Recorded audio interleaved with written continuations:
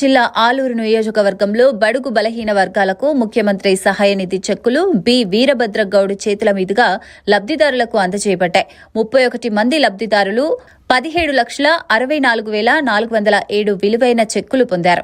ఈ కార్యక్రమంలో ఆలూరు పట్టణ టీడీపీ నాయకులు, ఎన్డీఏ కూటమి సీనియర్ నాయకులు, డీసీ చైర్మన్లు, నియోజకవర్గ తాలూకా స్థాయి నాయకులు, కార్యకర్తలు, సోషల్ మీడియా ప్రతినిధులు, అభిమానులు పెద్ద ఎత్తున పాల్గొన్నారు. అదేవిధంగా మహిళలకు ఉచిత బస్సు సౌకర్యం కల్పించాం. అదేవిధంగా రైతు భరోసా ఇచ్చాం. మరి ఇవన్నీ కూడా చూస్తున్నాం. గ్యాస్ కూడా ఇచ్చాం రైతు ఇంట్లో వంట చేసేదానికి.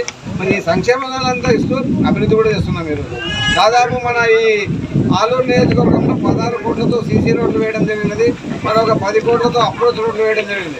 సంక్షేమం అభివృద్ధి రోడ్డుతో ఈరోజు ముందుకు జరుగుతున్నామంటే అదే ఒక విజయమైన ముఖ్యమంత్రి గౌరవనీయులు నారా చంద్రబాబు నాయుడు గారి విజయమే దీనికి కారణం.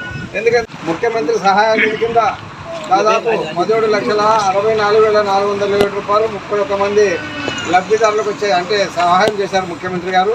మరి మీరు గతంలో చూశారు 14-19 ఇచ్చాం. మళ్ళీ 19-24 ప్రభుత్వం ఎంతవరకు ఇచ్చిందో వాళ్ళకి తెలుసు. కానీ మళ్ళా మన ప్రభుత్వం రాగానే పేదల కొరకు ఆపరేషన్ చిన్న